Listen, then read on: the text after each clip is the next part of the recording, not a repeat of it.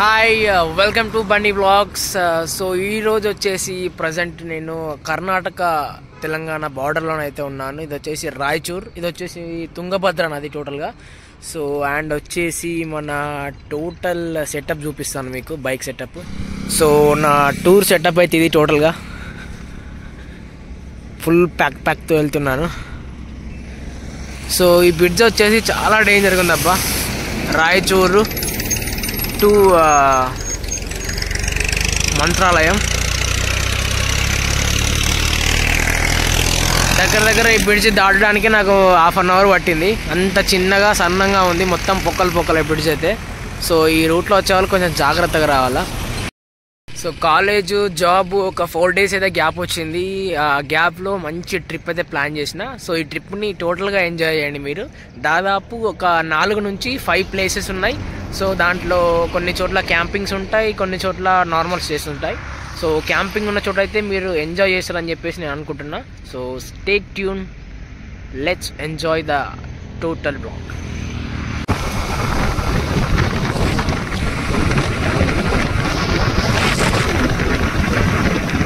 కర్ణాటకలో లోకలియన్స్ చూడండి ఎట్లా కూర్చున్నారు ముసలోళ్ళు మీద.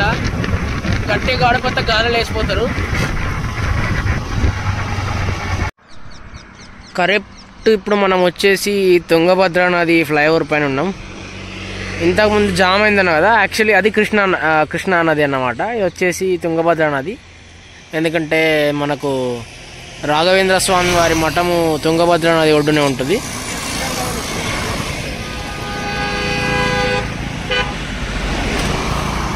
జస్ట్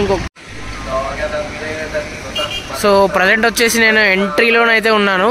ఇక్కడ చూసుకుంటే మనకు ఇక్కడ శ్రీ అభ్యాంజనేయ స్వామి అని చెప్పేసి ఒక టెంపుల్ ఉంటుంది.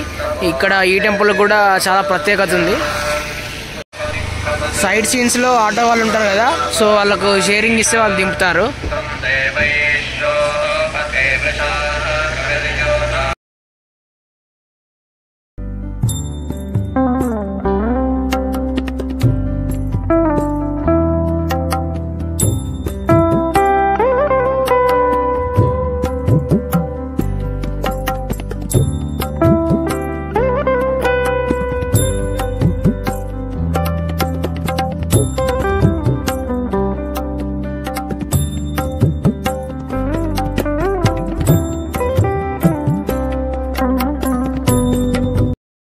ఇప్పుడే ఒక ఆటో అతన్ని అయితే అడిగినా, మనకు లోకల్ గైడెన్స్ కావాలంటే ఖచ్చితంగా లోకలియల్స్ని అడగాలి.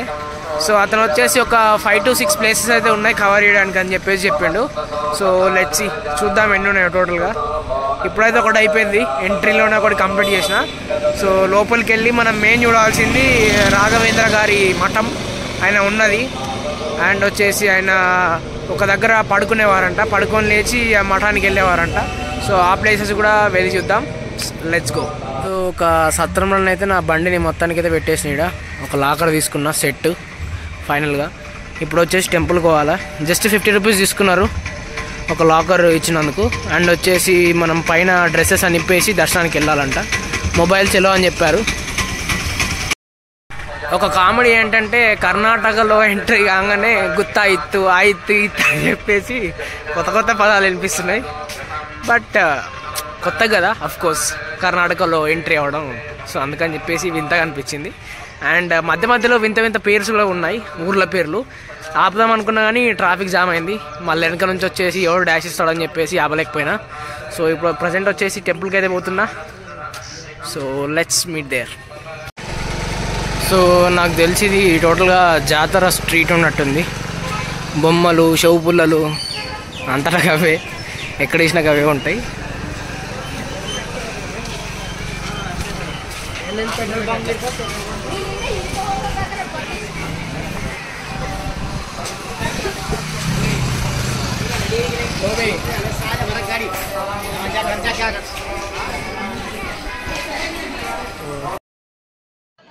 రాఘవేంద్ర స్వామి ఉన్నటువంటి ప్రసిద్ధ పుణ్యక్షేత్రం మంత్రాలయం.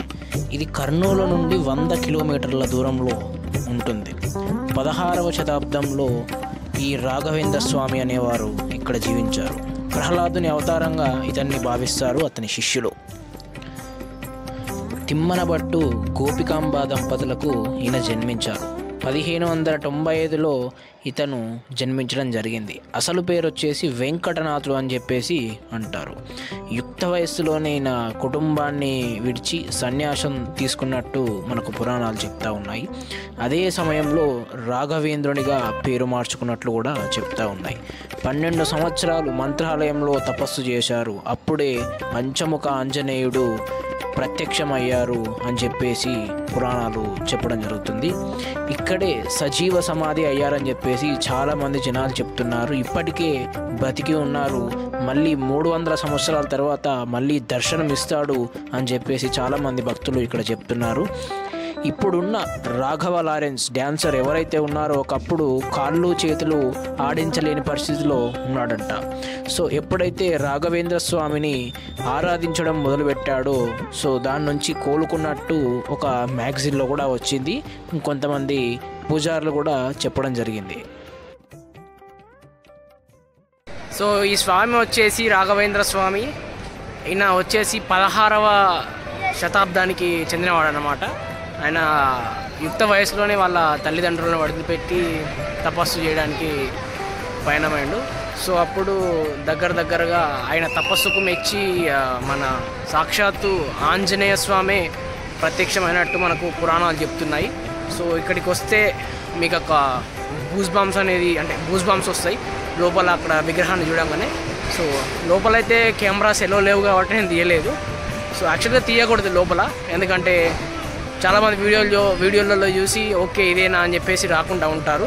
సో బయట చూసేసి మీరు టోటల్గా తెలుసుకోవచ్చు ఇక్కడ ఉన్న మహత్యం ఏంటో. అండ్ మీరు చరిత్ర కూడా చూడవచ్చు. యూట్యూబ్లో చాలామంది పోస్ట్ చేశారు. బట్ నేను ఇప్పుడు చరిత్ర చెప్పాలంటే వీడియో సరిపోదు, చాలా డ్యూరేషన్ తీసుకుంటుంది వీడియో. సో అందుకని చెప్పేసి జస్ట్ చూపిస్తున్నాను మీకు. సో ఇంకా కొంచెం ఎక్స్ప్లోర్ చేసేది ఉంది ఇక్కడ. సో టోటల్గా కవర్ చేసేసి మళ్ళీ నెక్స్ట్ డెస్టినేషన్కి అయితే వెళ్ళిపోదాం.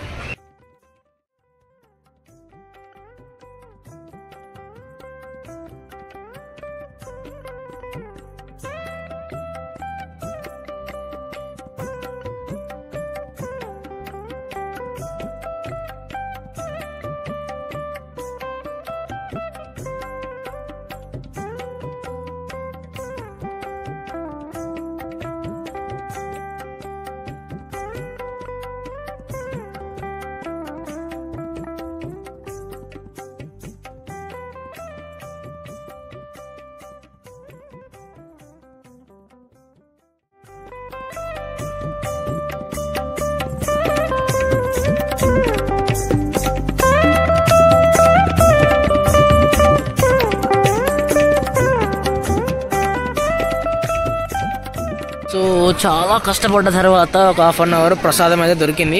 So let's see what is in site.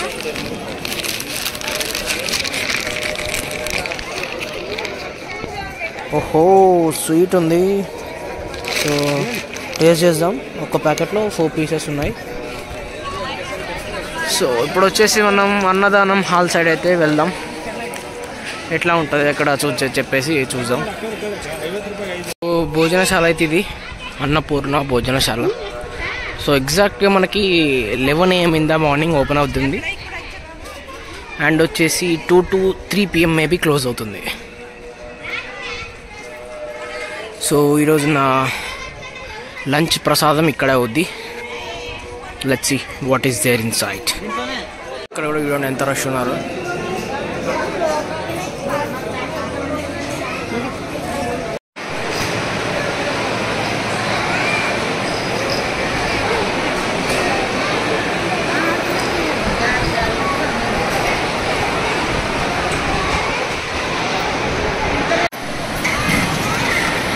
So ఫైనల్గా అయితే ఇది ఇవాల్టి మన అన్నప్రసాదం. ప్రసాదం అయితే మంచి టేస్ట్ ఉంది. మీరు వచ్చినప్పుడు అయితే ఖచ్చితంగా అన్నప్రసాదం తీసుకొని వెళ్ళండి ఇక్కడికి. లోకల్లో తిరగాల్సిన చిన్న టెంపుల్స్ చాలా ఉన్నాయి. ఎక్కడైతే రాఘవేంద్ర స్వామి తపస్సు చేసి ఉండే పంచముఖ ఆంజనేయ స్వామి అక్కడ కూడా ఎక్స్ప్లోర్ చేయవచ్చు. బట్ మనకు వచ్చేసి మన బకెట్ లిస్ట్లో ఉన్న ప్లేసెస్ చూడడానికి టైం లేదు మెయిన్గా. సో అందుకని చెప్పేసి ఇక్కడ మెయిన్గా ఈ టెంపుల్తోని క్లోజ్ చేద్దామని చెప్పేసి అనుకుంటున్నా. సో వెనకాల కనిపిస్తుంది కదా, టోటల్గా వచ్చేసి తుంగభద్ర నది. స్వామి వచ్చేసి తుంగభద్ర నది ఒడ్డున తపస్సు చేసిండు. సో అందుకే ఇక్కడ టోటల్గా మఠాన్ని ఇక్కడనే ఏర్పాటు చేసారు వాళ్ళు. అండ్ మీకు ఒక డౌట్ రావచ్చు, ఇంతసేపు లేదు ఇప్పుడు ఎందుకు మాస్క్ పెట్టుకోవడానికి. సో క్రౌడ్ ఎక్కువ పెరుగుతుంది, సో కేసెస్ కూడా ఎక్కువ పెరుగుతున్నాయి కాబట్టి మనం జాగ్రత్తగా ఉండాల్సిందే. సో అది ఆఫ్టర్నూన్ వస్తే ఇంత రష్ ఉంటారు. క్లాక్ రూమ్ వచ్చేసి ఇది ఫైనల్గా ఎంత రీచ్ అయిపోయినాం క్లాక్ రూమ్కి. మన బండి అక్కడ వెయిట్ చేస్తుంది నెక్స్ట్ డెస్టినేషన్ కోసం. సో మీకు ఇక్కడ వచ్చేసి దీని ముందే ఒకటి ఫంక్షన్ హాల్ ఉంటుంది, అప్పుడప్పుడు ఫంక్షన్స్ అయితే ఉంటాయి. ప్రసాదం నచ్చకుంటే అక్కడ పెళ్ళి ఉంది కదా, దాంట్లోకి వెళ్ళి తినచ్చు. ఊరికేనా అంటున్నా, నిజంగానే వెళ్ళారు కొంపదీసి. సో ఊరికేనా అన్న పెళ్ళికి వెళ్ళినామని, జస్ట్ జోక్. సో నిజంగానే వెళ్ళకండి. సో ఇప్పటికైతే ఇది బ్లాగ్. సో నెక్స్ట్ వచ్చేసి మంచి ప్లేస్లో మళ్ళీ కలుద్దాం. అప్పటి వరకు చూస్తూనే ఉండండి బన్నీ బ్లాగ్స్ ఇండియా.